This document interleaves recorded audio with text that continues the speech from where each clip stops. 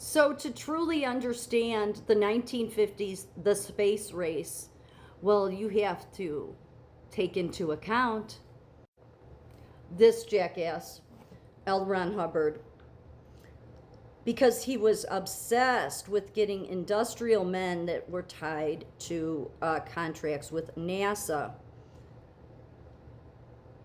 So the 1950s space contractors and Hubbard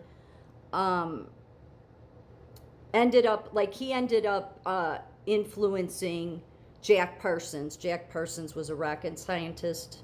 He was responsible for them being able to, for jet propulsion to go to the moon. But this was just a con man, okay? This all ties back to my grandfather too, because of all this.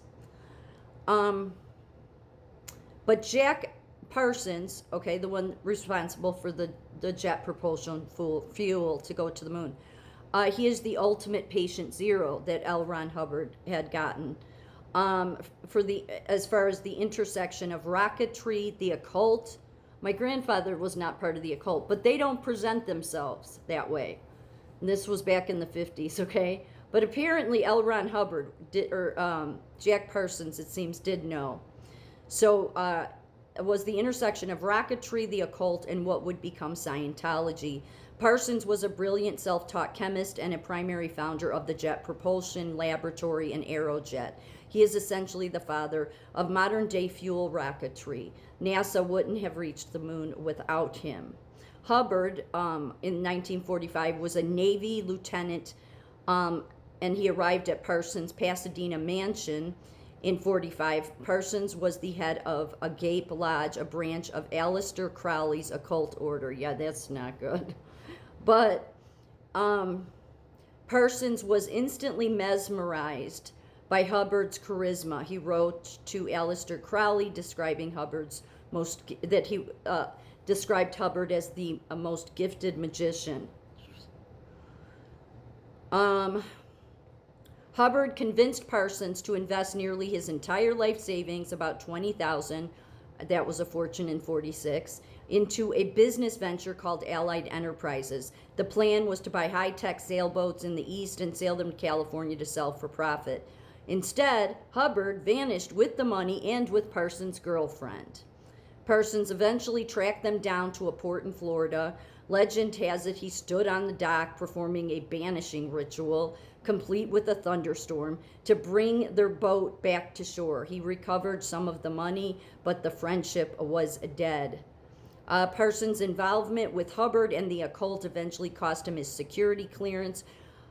He died in 1952 in a mysterious laboratory explosion at his home. For decades, the Jack Parsons laboratory staff joked that the acronym, actually JPL, the acronym stood for Jack Parsons Lives. Despite his scandalous life, the International Astronomical Union named a crater on the far side of the moon Parsons in 1972 in honor of his contributions to space travel. Decades later, when the Church of Scientology had to explain why their founder was performing sex magic with a rocket scientist, they released a statement claiming Hubbard was actually undercover for the Office of Naval Intelligence. You know, the Navy division is the one I trust the least. They claimed he was sent to break up a black magic cult and rescue a girl, Sarah Northrup, which I think was Parsons' girlfriend. However, no Navy records have ever been found to support this intelligence mission. In one of the strangest what-ifs in history, the man who built the rockets and the man who created a space religion, because he created a space religion, lived in the same house. They lived in the same house, Jack Parsons and him. They shared the same girlfriend and tried to summon a goddess together, all while the U.S. government was cutting checks for the first missiles. So then you come to my grandfather, okay, and this, you know, loser. And this is Jack Parsons and L. Ron Hubbard. So L. Ron Hubbard had this whole, you know, idea about all this intergalactic bullshit, Mars aliens attacking us, Venus, that Earth is section 9, a prison planet. And even though I say, yes, we're under a spiritual warfare, I base it only on the Bible, okay? I mean, he went to a place where this is how you got your Star Wars and Empire Strikes Back. It all came from what was, he didn't coin it, but he used it from an earlier writer, I think, what he coined as space opera. Yes, and most people that know anything about good old L. Ron Hubbard knows that he's written a ton of space books. And back in the 50s, it was the Scientology church was just trying to get off the ground. So a lot of people say he wanted legitimacy, but he was really just a con man. My grandmother knew what a con man they were, okay? But they were stalkers, okay? They were stalkers. And my grandfather, okay, I've said this in another video, so I don't want to go through it. He owned the Perfection Mica Company. It was a mining company in the beginning with a partner of his.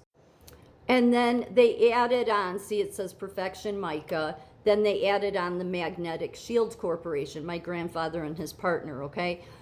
They had the patent with NASA, with the government for conetic and netic. It's an alloy that went on to create what's known as mu rooms, okay? Because it's mu metal, okay, mu metal. So the Magnetic Shield Corporation, they still have it. That was my grandfather's company. If you go on there, his name is not mentioned at all.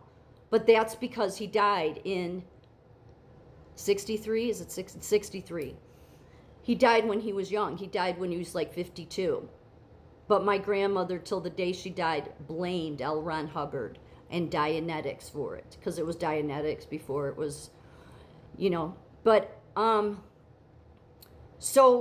when my grandfather died, there was a competition created, okay? So I understand why they don't mention my grandfather's name.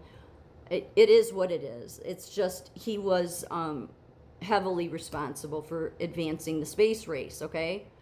But but he didn't have a relationship with L. Ron Hubbard like Jack Parsons did, okay?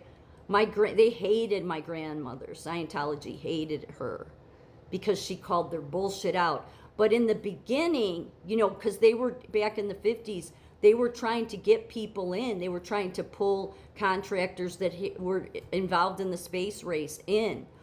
I think to give them legitimacy to take their whole all their nonsense with, you know, space and all of their made up ideas, they turned into a religion, okay? And all tied to the occult. Now, my grandmother, I don't think knew that.